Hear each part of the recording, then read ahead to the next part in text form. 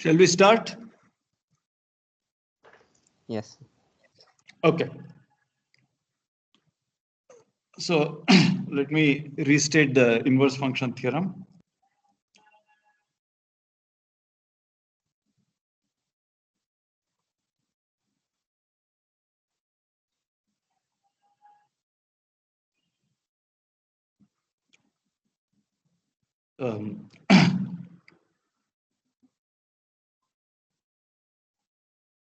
It was an open set as usual, f from U to Rn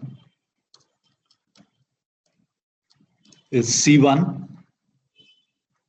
And then I take a point in U. And the main assumption is that, well, there are two main assumptions. One is that f is C1, and the other one is the derivative at this point x naught is invertible. Then the claim is that then there are open sets UV containing x naught and y equals f of x, y naught is f of x naught.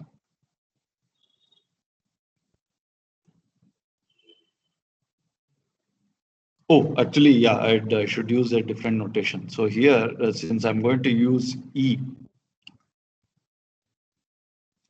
I'm going to use U for the smaller open set.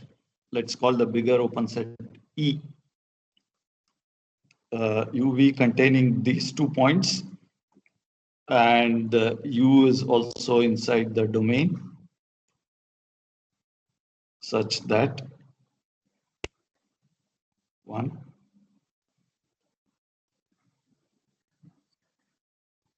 f from f of U is V first of all, and then f from U to V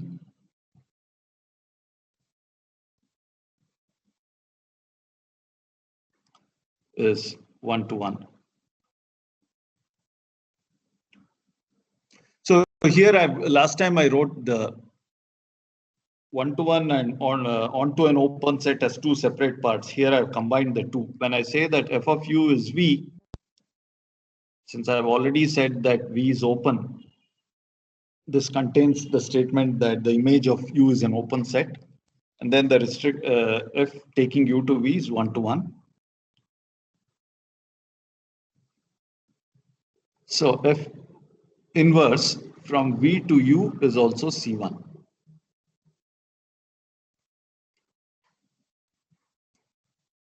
Okay, before I start the proof, just one final example, which is it's a very important example, though it's simple.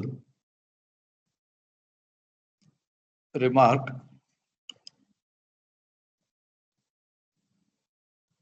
This is about the part 2, that F inverse is C1.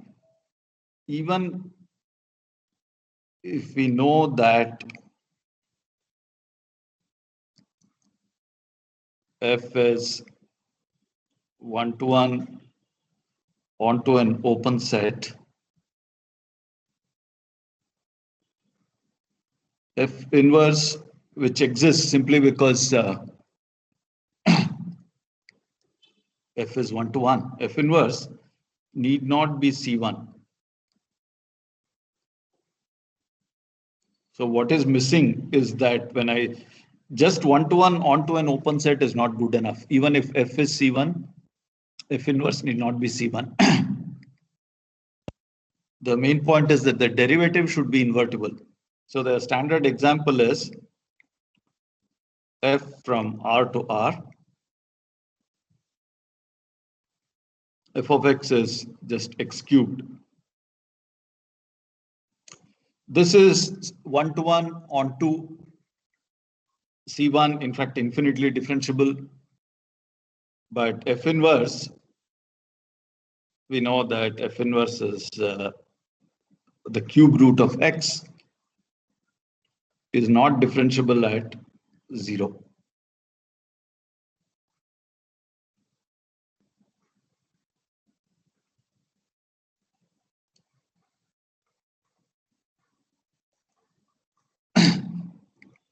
Right. So in the inverse function theorem, the crucial hypothesis is that the derivative is not invertible.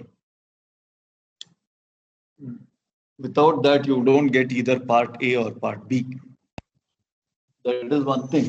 The second thing is that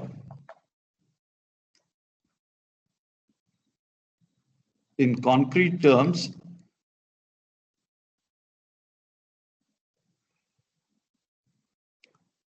if F is F1, F2, Fn, the components are given by this, and we write y1 equals f1 x1 xn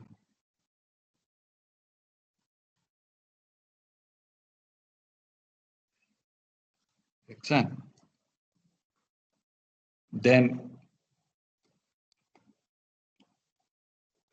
if, I mean, assuming all the hypotheses are satisfied, the derivatives, invertibility of the derivative, f being c1, etc., then we can solve for xi in terms of y1, y2, yn.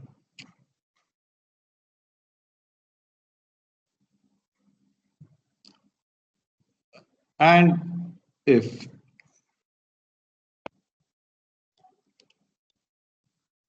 x and y are close to x0, y0, then the solution is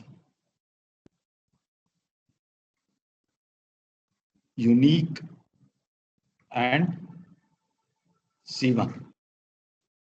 So in fact, in classical textbooks, or say if you look at a physics book, the inverse function theorem will be stated like this in terms of coordinates like this. So it just say, if you state it like this, it's quite it becomes quite a non-trivial thing to see. We don't know anything about the functions f1, f2, fn, other than the fact that they're C1 and Jacobian, the derivative matrix is invertible. Just from that, we are somehow supposed to unravel this expressions and get xi's in terms of the yi's. Even if you take very concrete functions, this becomes quite hard to do if you try to do it explicitly. You can try, just take a function from R2 to R2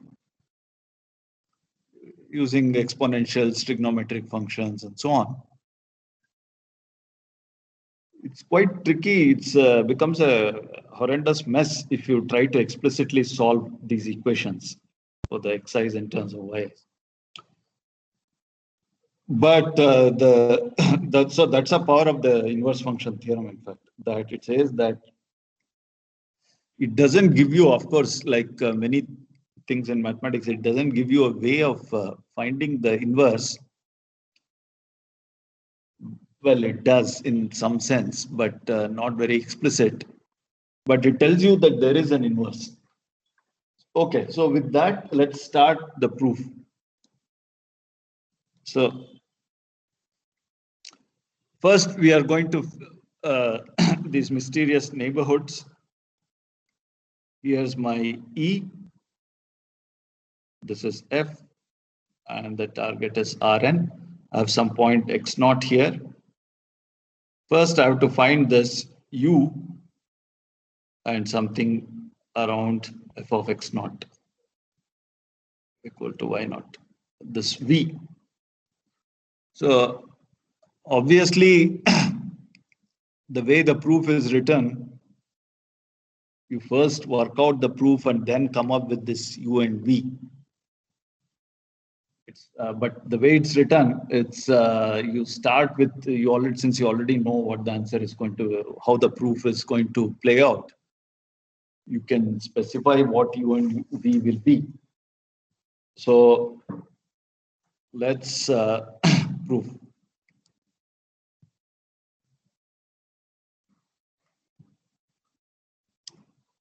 Let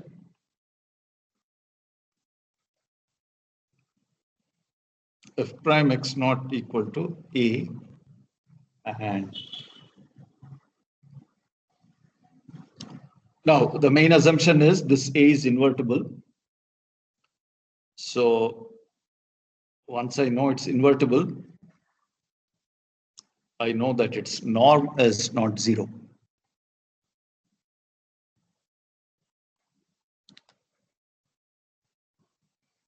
Well, anyway, norm is never going to be 0. Just the inverse exists. That's the main thing. So 2A inverse. So I define a real number like this, positive real number. This is going to play a very important role in all the steps. So 1 over 2 times 1 over norm of A inverse.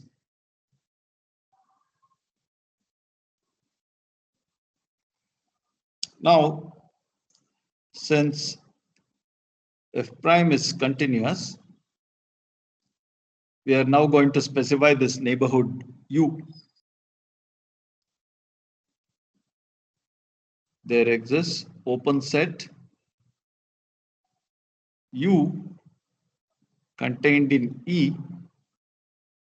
which contains x0 such that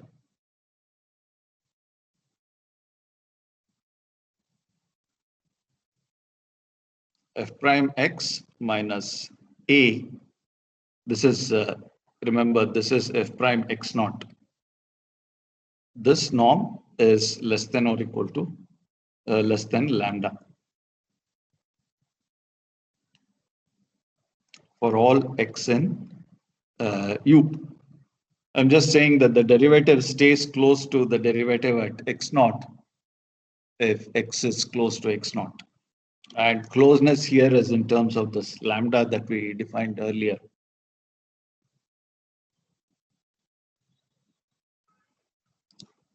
Now comes the main thing, there are various proofs of the inverse function theorem. In this Rudin's proof, the main construction involves coming up with a different function which is somehow easier to deal with. So here's the function.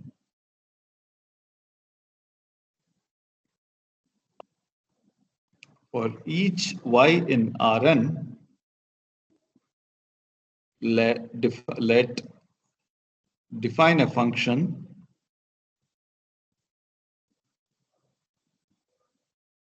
phi from U to Rn by phi of x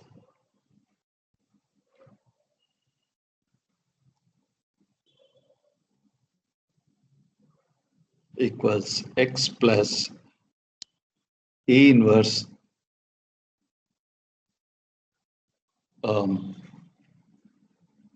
y minus f of x.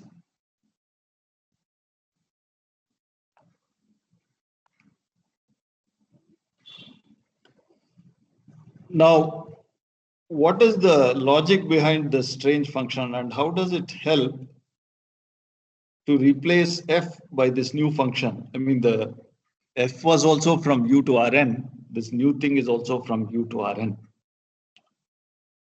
But how is it? How does it make things? How does it help the proof?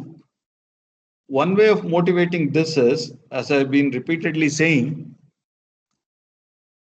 the whole idea of the proof is based on the fact that, based on the intuition that differentiable functions are like linear functions, linear mappings. So this is in fact, this function is also based on that assumption. So let's see what happens if f is linear.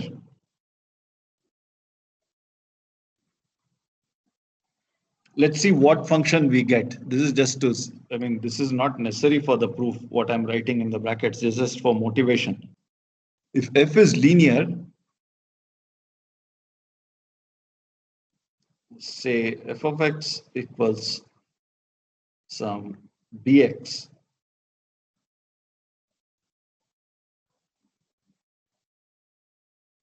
then, well, first of all, this b has to be a. Then f prime at any x, we know that the derivative of a linear transformation is just the linear transformation itself. F prime x at any point is given by the matrix A. Therefore, this B has to be A.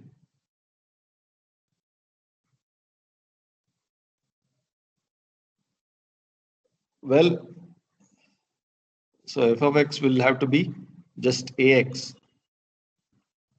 Remember, A was f prime x naught. Now, let's see what this function phi has to look like now.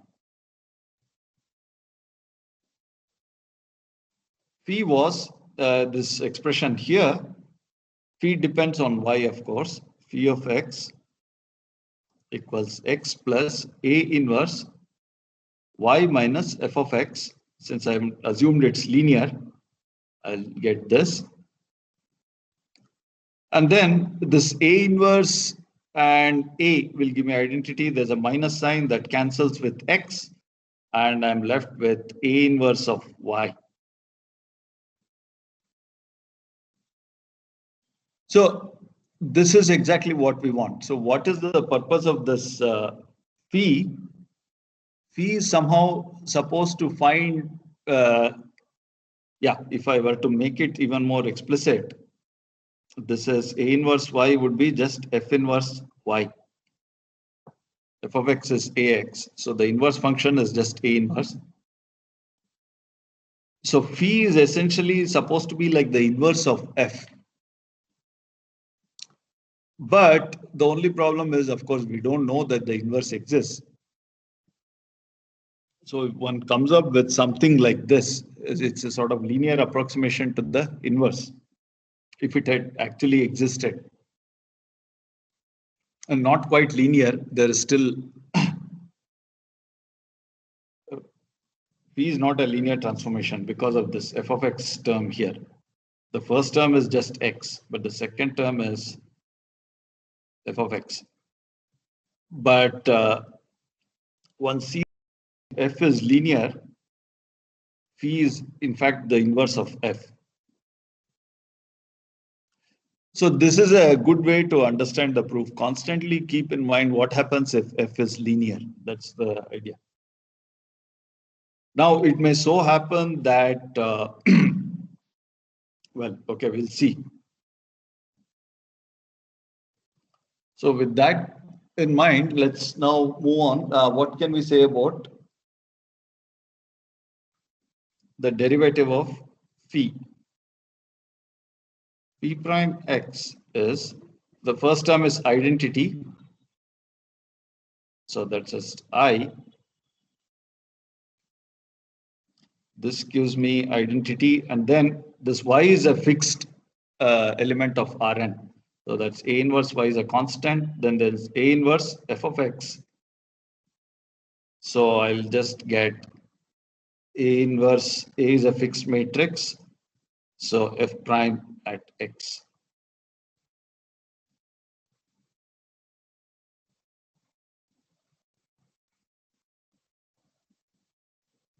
which I can write as A inverse. I'll take outside and then A minus F prime X.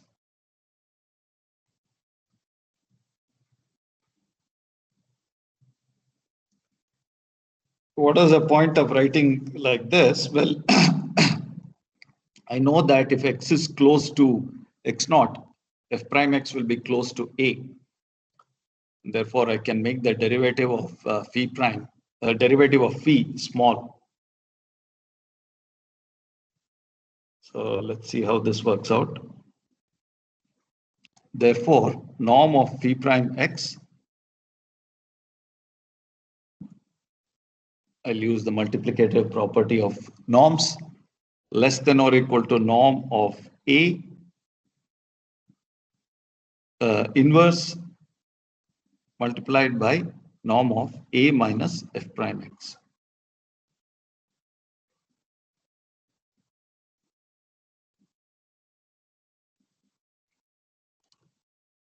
Now, if X is in U, remember that the neighborhood U was chosen so that we had this property for all X in U, norm of F prime X minus A is less than lambda, which was 1 over 2 times norm A inverse.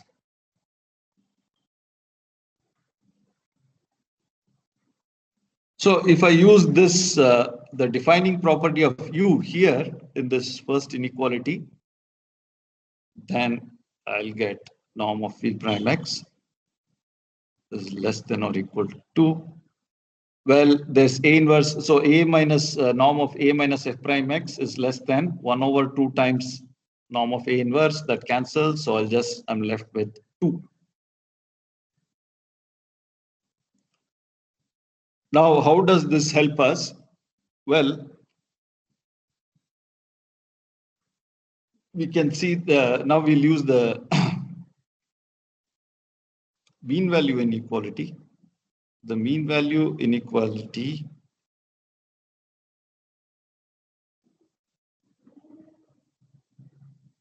on U gives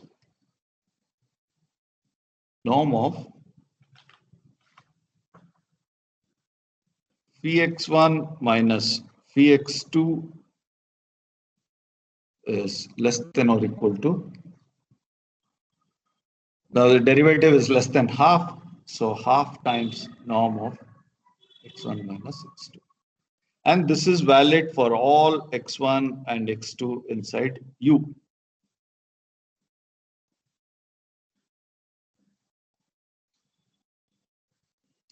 So what is this telling us? Well, it says that phi is actually a contraction mapping. The only problem is that phi need not take U back to itself.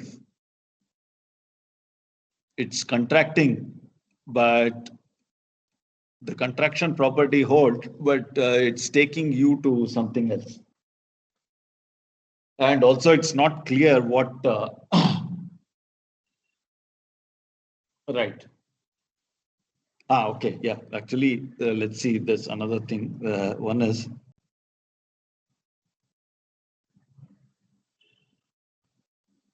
the contraction, since I mentioned the contraction property, it should suggest that contraction mapping theorem to you. The word, what does the contraction mapping theorem say? Well, whenever we have a contraction mapping of a metric space back to itself, then there is a fixed point.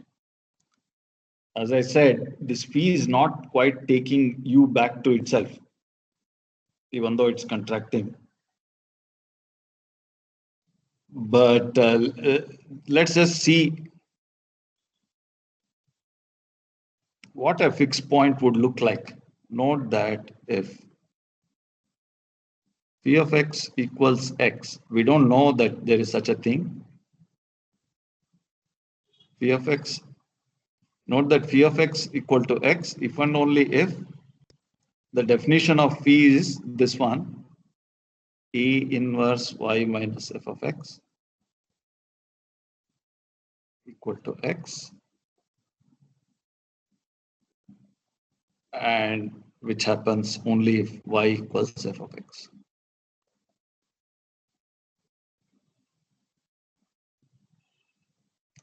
So if somehow we are able to find a fixed point of phi, then we are in good shape.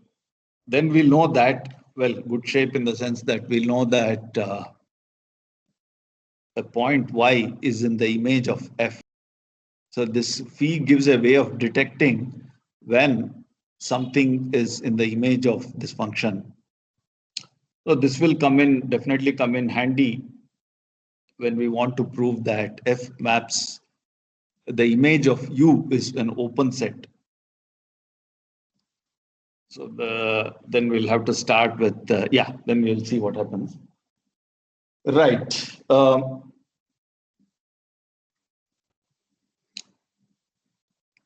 But also this thing here, what we just proved already has a strong consequence. This stuff, this inequality, this contraction mapping thing already implies that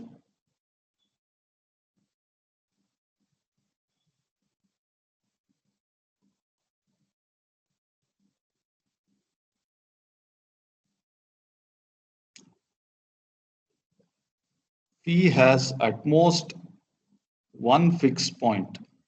At most one, we don't know that there are any one fixed point in u because of this inequality. I mean, if there are two fixed points, x1 and x2 are fixed points, then you'll get norm of x1 minus x2 less than or equal to half times norm of x1 minus x2, which will immediately imply x1 equals x2. So that inequality tells us that, so this is since norm of phi x1 minus phi x2 less than or equal to half norm x1 minus x2.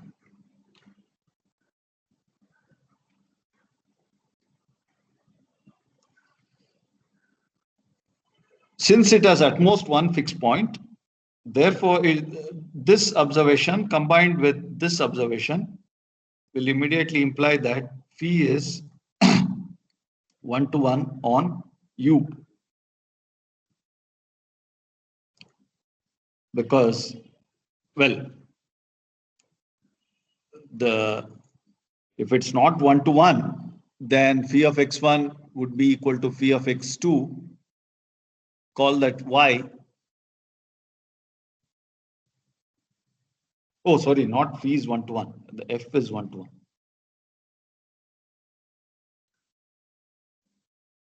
If f is not one-to-one, then f of x1 would be equal to f of x2. Call that y. For that y, you start working with this function phi. For that y, this phi will then have two fixed points, x1 and x2, but we know that there's at most one fixed point. So that's fine. Actually, yeah, another important thing is that this, even though the definition of phi uses y,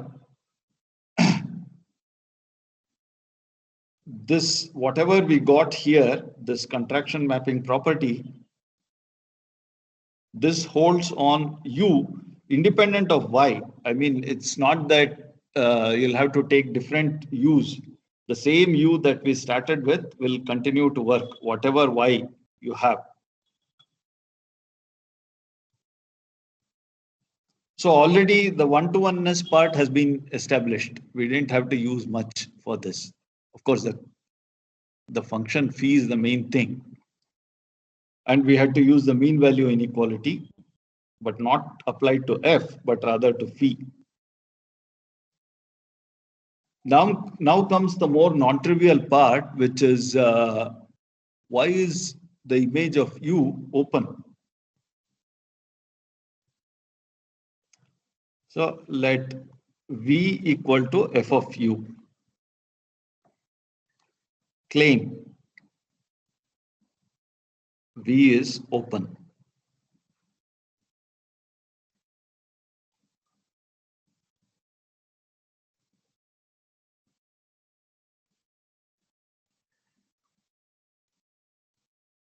Now,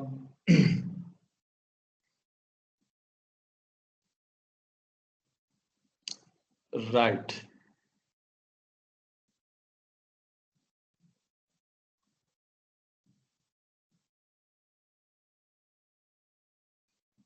So V is open.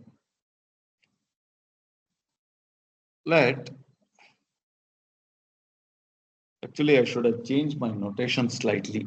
So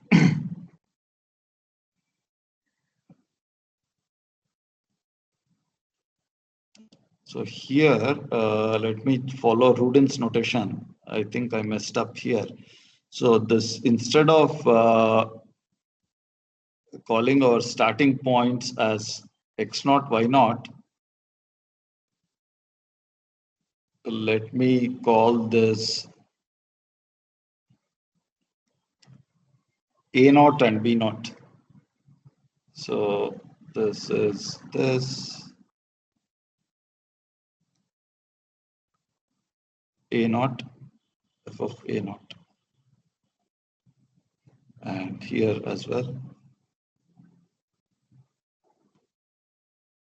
a naught and b naught.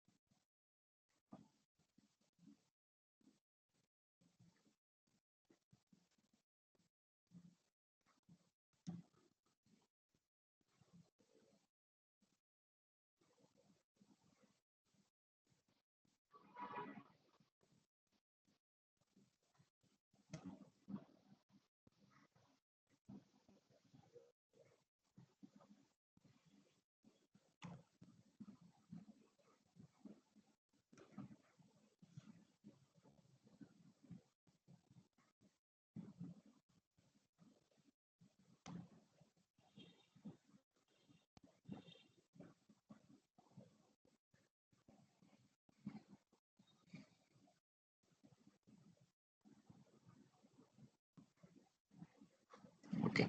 Now, right. So now I'll take some point. V is open. We'll just have to verify the definition of being open. So I take some point in V and I try to find a small ball around that, which is also in V. So let y naught belong to V. So by definition, V is f of u. Then we can write y naught as f of x naught for some. Actually, now we know that it's 1-to-1 for a unique x naught in U. So we start by choose r greater than 0, so that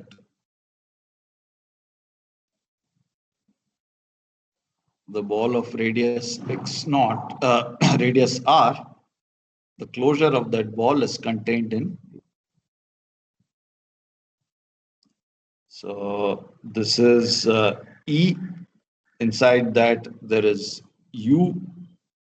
Inside that there is x naught. I'm going to find a small ball so that even if I take the closed ball around that, it'll still be inside U.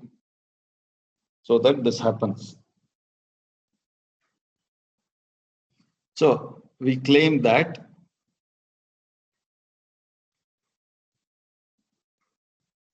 the ball of radius lambda times r is inside V.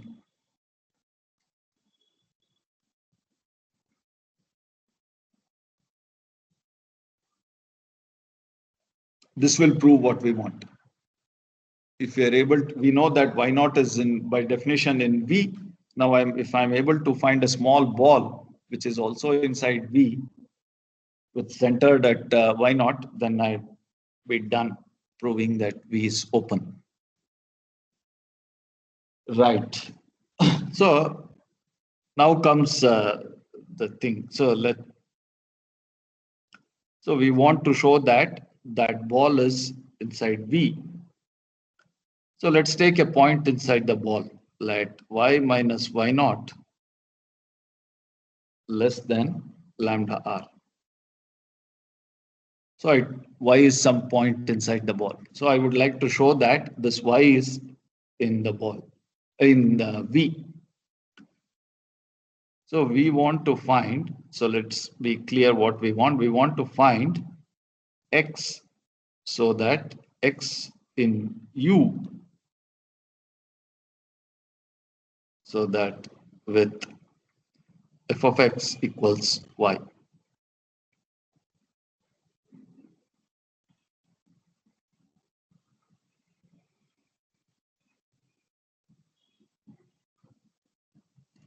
Now, this here's where that function phi that we had defined earlier again is going to come in handy. So we have already taken some y. So for that y, let phi be as before for this y.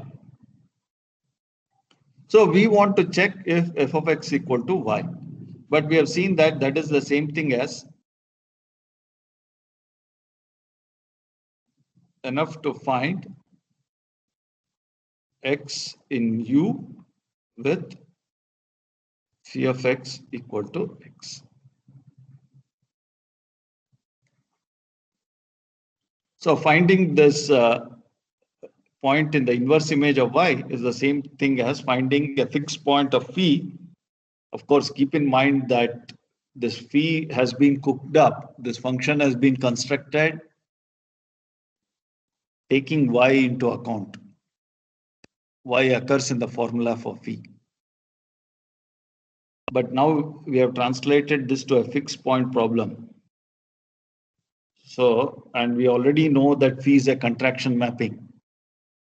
So it looks like we are very close. The only thing missing is that, as I said earlier, phi need not take U back to itself. So there is that issue. So let's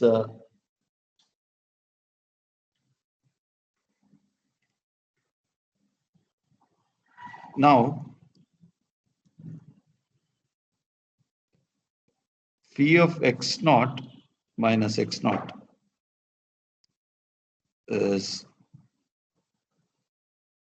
by definition, this is just A inverse y minus y naught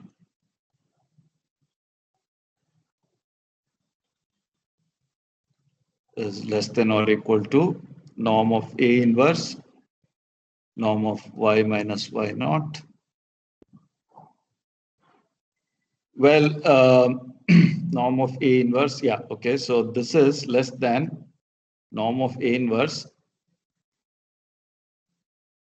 See, this y is supposed to be in a ball of radius. So why not? This is lambda r. So y is somewhere here, the radius of the ball.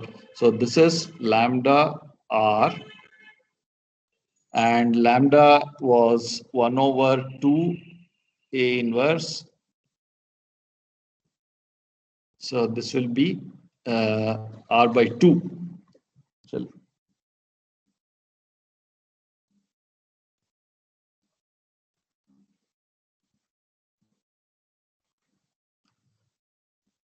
So we have got some estimate for phi of x naught minus x naught.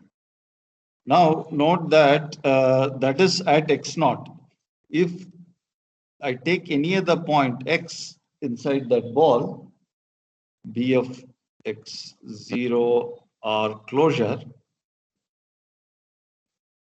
then phi of x minus x naught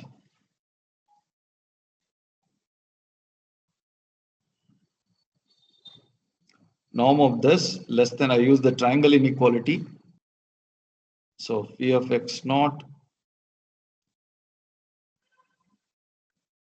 in case you're wondering what I'm trying to do, let me remind you that I'm trying to show that phi will map something back to itself. Now what that something is, we'll figure out. So phi of x minus phi of x naught plus phi of x naught minus x naught.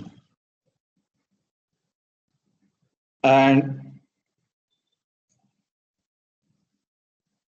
since phi is a contraction mapping, phi of x minus phi of x naught will be less than half x minus x naught. The second term we just estimated r by 2. And anyway, x is inside the ball of radius r. So r by 2 plus r by 2, which is r. So what has all this done? This shows that if x belongs to B of x0 R closure, then phi of x will also belong to the same ball.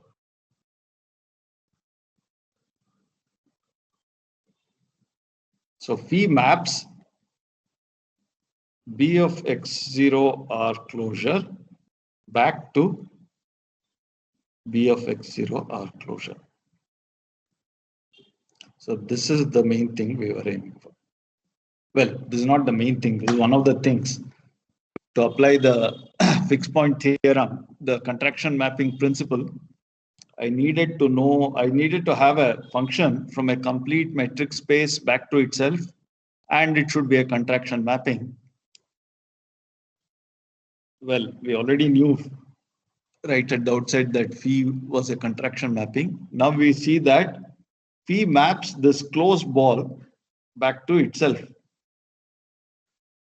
Well, this closed ball is a complete metric space since Rn is complete and B of x0 R closure is closed.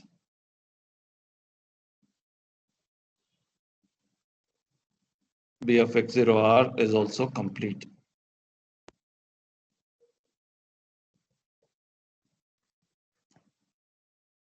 Any Cauchy sequence inside this closed ball will converge to itself. So, or you can also say that B of x0 R is compact, therefore it's complete. In any case, the completeness is not the main thing. The not so difficult here. It's the only thing to check is that it maps it back to itself. Phi.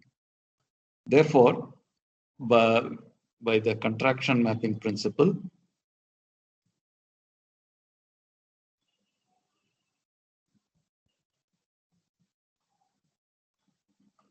phi has a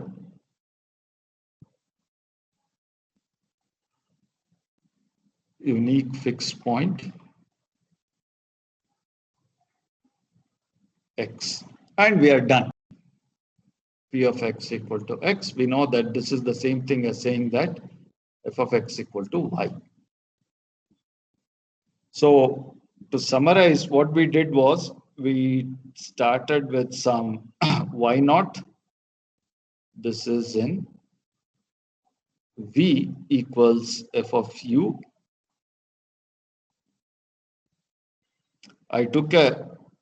Then I went back. So this y naught was by definition f of x naught. Then I went back to the domain. I put a small ball around this of radius r. Then I showed that the corresponding ball here of radius lambda times r is contained in V. And this I did by this contraction mapping principle. So I started with some y here inside the smaller ball, then use the function phi to get a fixed point for phi, and that translates to this f of x equal to 1. So this proves the first and second parts of the inverse function theorem.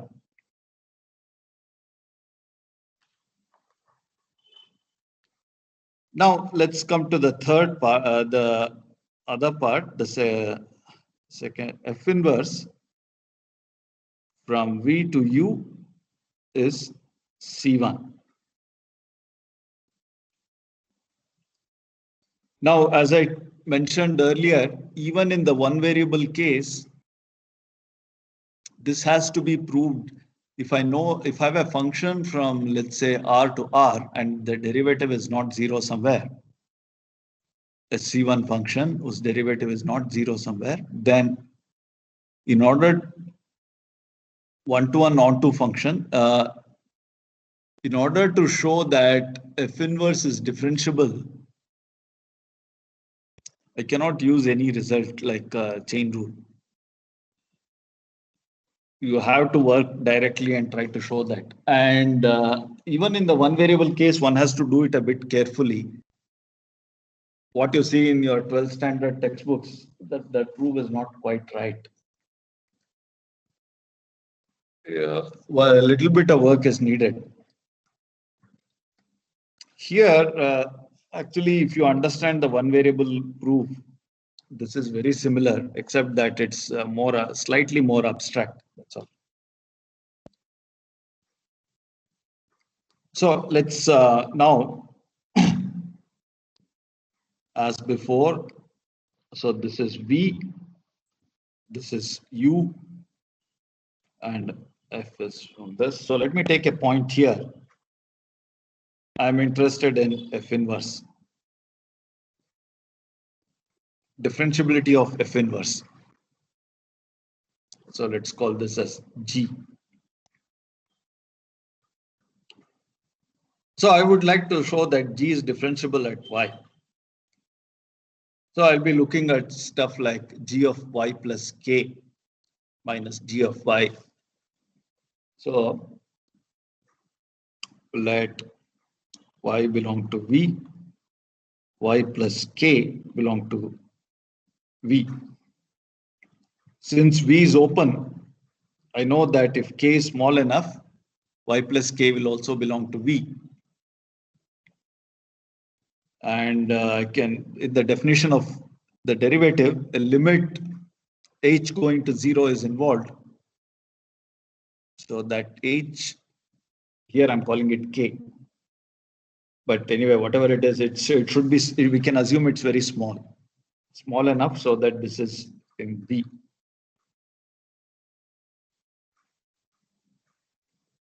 So I can write y equals f of x. And since V, I know that V is the image of U, I can write this as f of x plus h.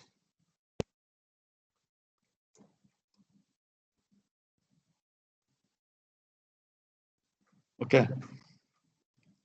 The point is, we don't know what h is. I mean, y plus k is some f of z, but that anything can be written as x plus h. The only problem is what is h? Only problem is we won't have any control over h. In fact, that is the first step. I somehow want to relate this h and k.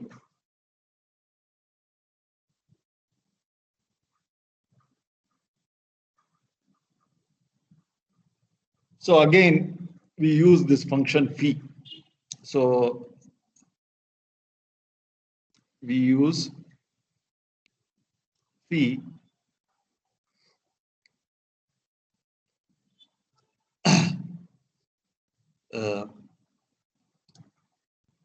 with that y. Y is now fixed. Y and x are fixed.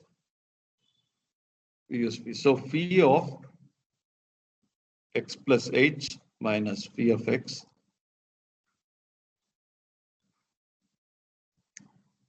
So this is x plus h minus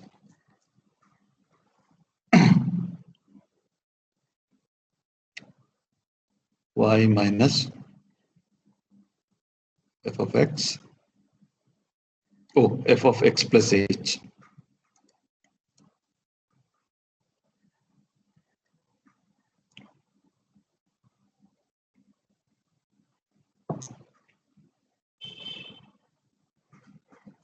And then, oh, plus actually.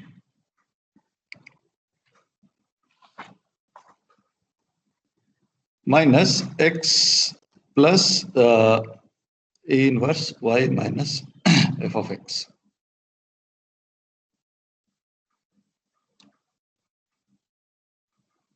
So this x cancels out, h plus, and then A inverse y also cancels out. So I'm left with A inverse f of x minus f of x plus h.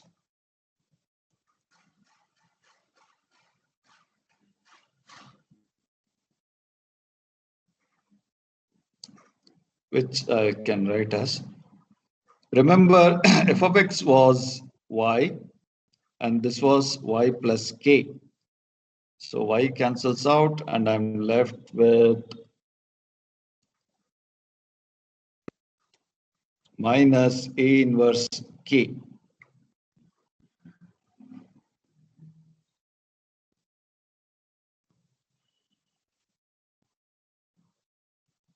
Well, okay, so what? I mean, so, well, uh, right. So as I said, we want to relate h and k. If you look at the one variable proof, essentially to show that the inverse is differentiable, we'll start by looking at the difference quotient. Now in the difference quotient, that k, we want to be assured that as k goes to 0, this h which occurs for f will also go to 0. That's what we are trying to show. So let's do this. What happened? Yeah.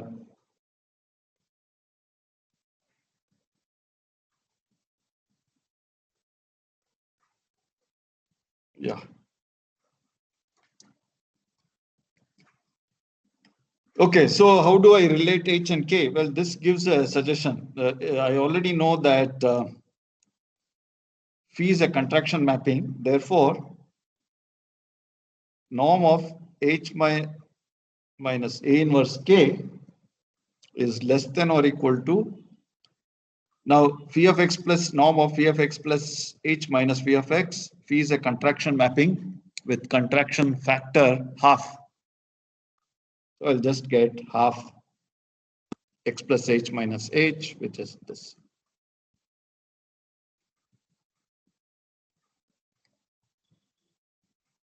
So what I have is this minus this less than half h.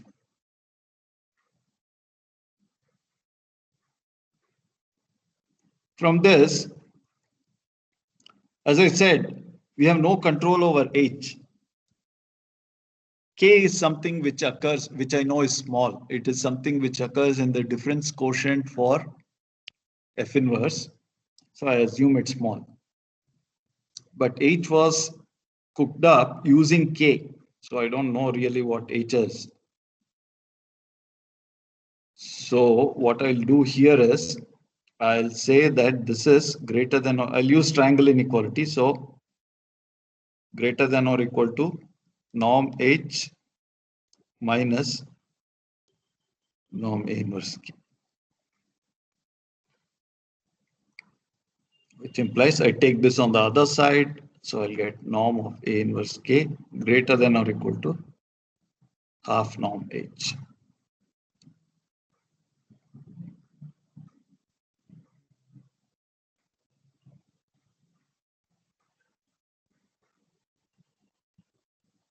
And in fact, I can make it even better because this is this side LHS less than or equal to norm A inverse times K, and I'll bring in that lambda. So this is, what was it? It was lambda was 1 over 2 norm A inverse. So this is lambda by 2.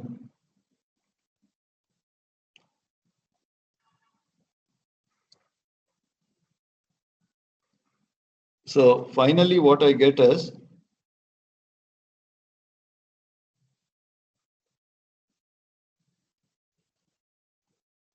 the 2 cancels off. I'll get norm H less than or equal to lambda times norm K.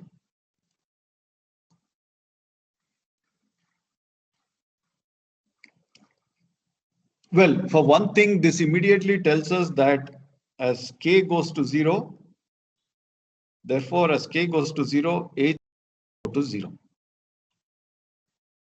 This is the seemingly trivial point, but this is the one of the things that we need. Okay, so I'll stop at this point. Next, I'll need a small linear algebra lemma. I want to be able to say that, see, I've assumed that the derivative at A naught is invertible. I want to be able to say that if I'm close to A naught, if I take any x close to A naught, actually that's my open set U.